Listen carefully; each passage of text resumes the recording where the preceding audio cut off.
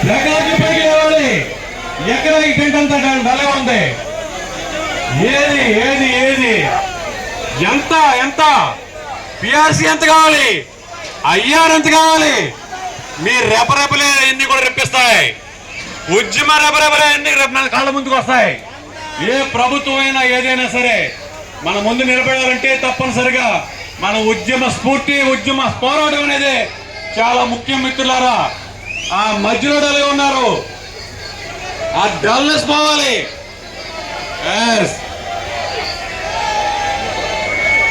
జిందాబాద్ జిందాబాద్ జిందాబాద్ జిందాబాద్ జిందాబాద్ జిందాబాద్.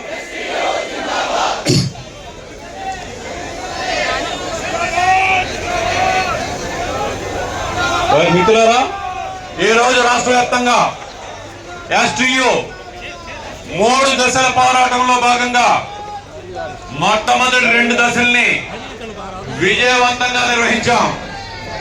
3వ దశకి ఇచ్చిన పిలుపు మేరకు రాష్ట్ర వ్యాప్తంగా అటు మన్యం జిల్లా నుండి ఇటు చిత్తూరు జిల్లా వరకు విచ్చేసినటువంటి పోరాట యోధులందరికీ కూడా ఎస్టీయు రాష్ట్ర సంఘం ఉద్యమాభినందనలు తెలియజేస్తా ఉంది. మిత్రులారా, జై ఎస్టీయు.